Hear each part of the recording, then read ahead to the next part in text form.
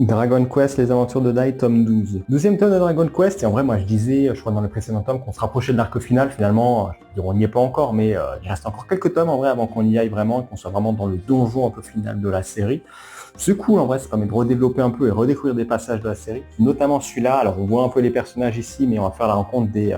gardes d'Orical, que la garde rapprochée d'Adlar, qui représentent des pièces d'échecs.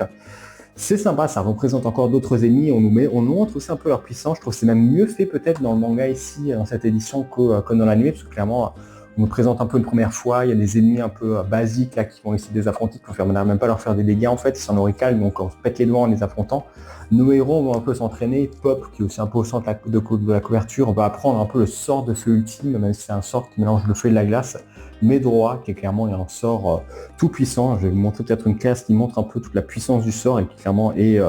très très bien représenté, on va pas se le cacher, ça reste un sort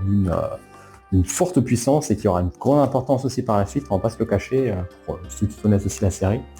Ouais, c'est sympa, on voit vraiment, je trouve vraiment la garde d'Orical qui est bien présentée ici, on nous présente comme dit leur danger, ce qu'ils représentent, la force aussi un peu qu'ils ont et tout ça, comment est-ce qu'on peut faire exactement pour les battre. Les personnages s'entraînent, ils ont quelques nouvelles techniques, on a un peu le début des affrontements, c'est un peu sur la fin, avec présentation aussi de qui sont la plupart des membres de la garde et des choses qui font en sorte que finalement ce ne sera peut-être pas forcément des adversaires faciles à battre, puisqu'effectivement ils représentent des pièces d'échecs qui sont censés être des représentations un peu de l'esprit d'Adlar, mais ils ont quand même un peu quelques atouts assez secrets qui leur permettent de se différencier de pièces d'échecs ou de soldats basiques qui sont juste là pour affronter. Parce que la reine n'a pas les mêmes pouvoirs que le pion. Le chevalier, pareil, a des pouvoirs assez particuliers, et pareil pour la tour. Et même le fou a un corps assez particulier qui va faire en sorte qu'il n'y a pas forcément tout le monde qui peut l'affronter ou que tu vas faire attention lorsque tu essaies de l'approcher. Donc